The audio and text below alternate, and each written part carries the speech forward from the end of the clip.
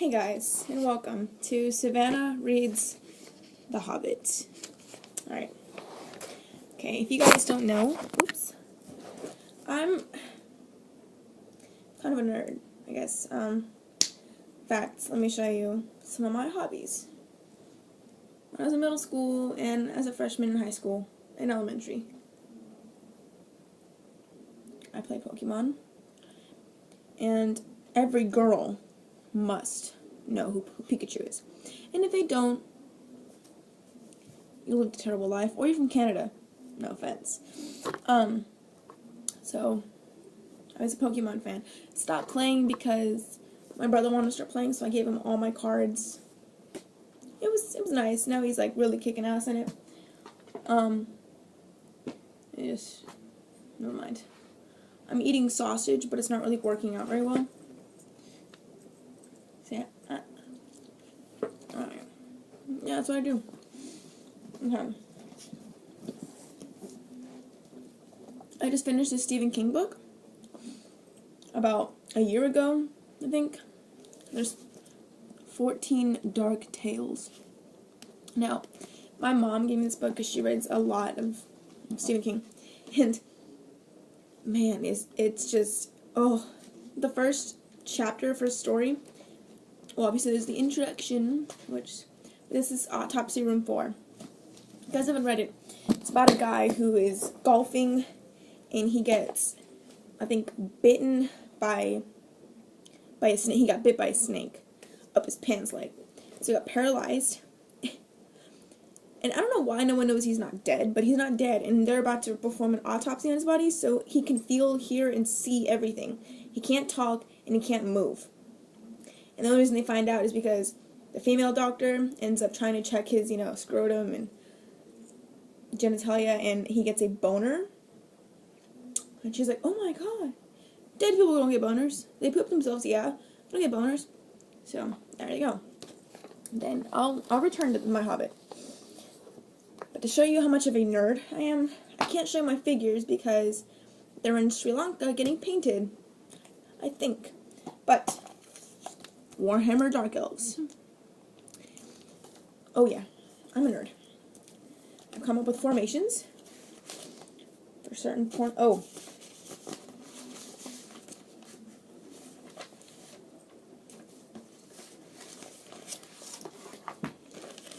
This is a drawing of the Witch King symbol. Cain. He's like a blood king. It's really cool. And this is Ernil. It's pronounced Ernil or Elil. It's freaking elven language. What did you expect? But he is Lord of Destruction. Badass, right? I know. Okay. So my formations, and for all you boys out there, don't get too excited, okay? But the Dark Elves are very sadistic people, and they can equivalate sex to pain, to pleasure, to love. And I don't even know if they can love. It's so frightening. So you a female. Here's a picture of a female Dark Elf. This is the Queen. Queen Elf, which is kind of a badass. And there's Hellebrand. Get a closer look of her. See, they're not all that attractive, but they do badass things. Alright. I'm going to read maybe 3 pages of the first chapter to you.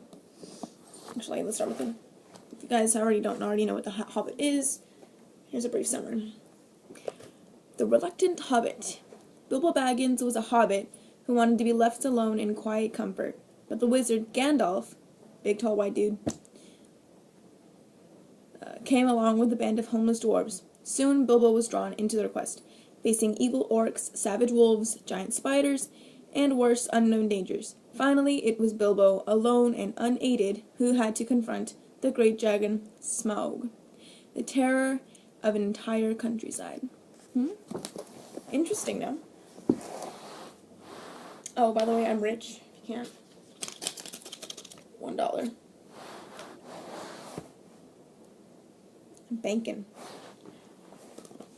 Oh, you want to see my cat? Look. Here's my little kitty.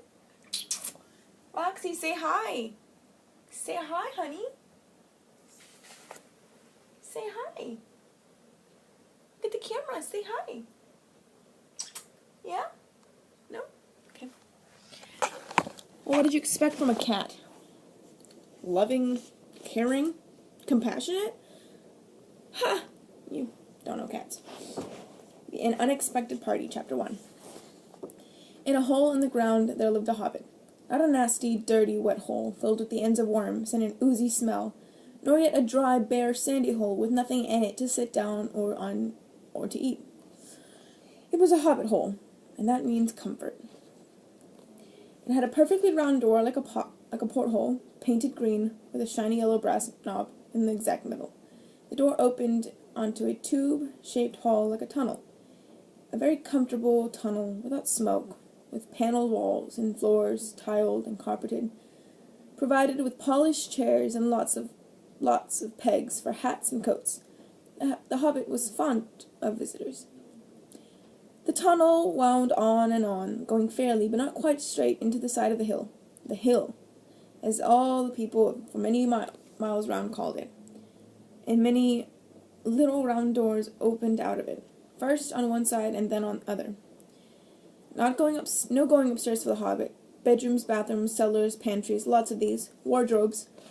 He had whole rooms devoted to clothes. Kitchens, dining rooms, all were on the same floor, and indeed on the same passage. I get myself tired. It is 9:21, Friday, September the 19th, in Texas. So all you people out there, I hope you're enjoying this, because I'm going to do little things like this. Where was I? Right. The best rooms were all on the left-hand side, going in. For these were the only ones to have windows, deep-set round windows looking over his garden and meadows beyond, sloping down into the river. Now, if you guys don't remember, later on, this is the exact same river where Gollum and, what's his name? They fight over the ring. So when Gollum goes crazy, that's where it happened. He started looking real crazy. I mean, insane. Like losing hair, eyes, bags under his eyes, rings around his mouth, bacteria growing on his skin. Frightening. That's the same river. And if not, for you nerds, please comment in the thing, tell me that I'm an idiot, and give me knowledge, because that's what I think.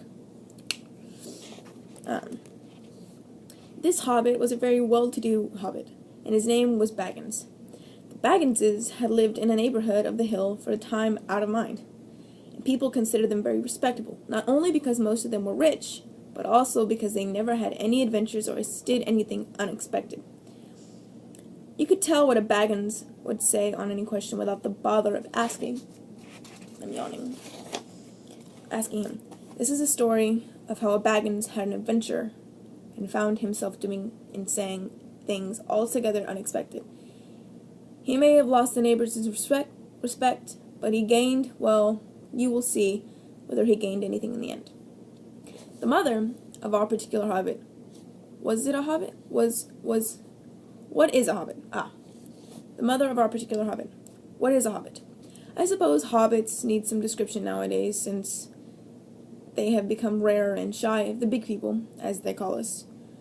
They are, or were, a little people, about half our height, and smaller than the bearded dwarves. Hobbits have no beards. There is little or no magic about them, except the ordinary everyday sort, which helps them to disappear quietly and quickly when large, stupid folk like you and me come blundering along, making a noise like elephants which they can hear a mile off. They are inclined to be fat in the stomach.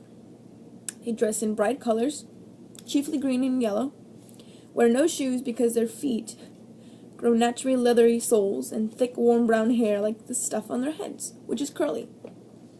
So basically, they grow shoes. So, yeah. Speaking of shoes, I just got myself some Toms. I wasn't ever expecting myself to buy Toms, but a friend gave them to me, and I appreciated it greatly. So, I'm not going to go out of my way and buy some Toms, but she paid the money, little African kid got his shoes, or some homeless person got his shoes. I don't know. It says in the soul, with every pair you purchase, Toms will give a pair of new shoes to a child in need. One for one.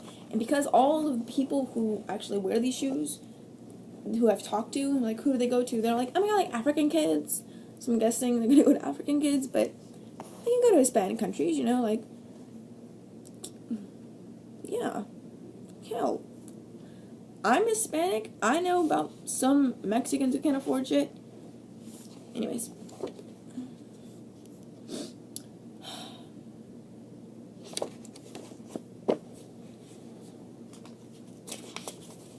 I've gotten terribly exhausted. Alright. I'll continue on later in the day. Leave a comment, like it. I'll put a description in the thing from my modeling agency, my